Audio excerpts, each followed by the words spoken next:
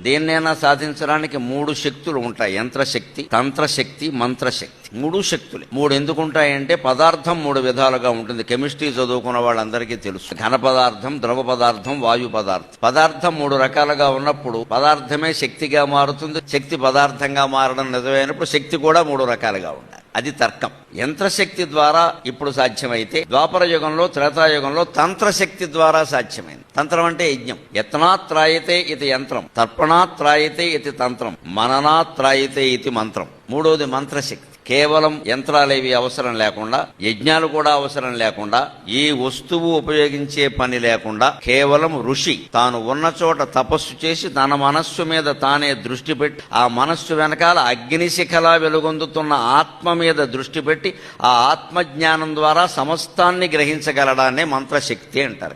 అది ఋషులకు సాధ్యమైంది, మనకి సాధ్యం అవుతుంది చేసి. దేన్నైనా సాధించడానికి మూడు శక్తులు ఉంటాయి. యంత్రశక్తి, తంత్రశక్తి, మంత్రశక్తి. మూడు శక్తులు. మూడు ఎందుకు ఉంటాయంటే పదార్థం మూడు విధాలుగా ఉంటుంది. కెమిస్ట్రీ చదువుకున్న వాళ్ళందరికీ తెలుసు. ఘన పదార్థం, ద్రవ పదార్థం, వాయు పదార్థం. పదార్థం మూడు రకాలుగా ఉన్నప్పుడు పదార్థమే శక్తిగా మారుతుంది. శక్తి పదార్థంగా మారడం నిజమైనప్పుడు శక్తి కూడా మూడు రకాలుగా ఉండాలి. అది తర్కం. యంత్రశక్తి ద్వారా ఇప్పుడు సాధ్యమైతే ద్వాపర యుగంలో, త్రేతాయుగంలో తంత్రశక్తి ద్వారా సాధ్యమైంది. తంత్రం అంటే యజ్ఞం. యత్నాత్రాయతే ఇది యంత్రం, తర్పణాత్రాయతే ఇది తంత్రం, మననాత్రాయతే ఇది మంత్రం. మూడోది మంత్రశక్తి. కేవలం యంత్రాలేవి అవసరం లేకుండా, యజ్ఞాలు కూడా అవసరం లేకుండా, ఏ వస్తువు ఉపయోగించే పని లేకుండా కేవలం ఋషి తాను ఉన్న చోట తపస్సు చేసి తన మనస్సు మీద తానే దృష్టి పెట్టి ఆ మనస్సు వెనకాల అగ్నిశిఖలా వెలుగొందుతున్న ఆత్మ మీద దృష్టి పెట్టి ఆ ఆత్మజ్ఞానం ద్వారా సమస్తాన్ని గ్రహించగలడాన్నే మంత్రశక్తి అంటారు.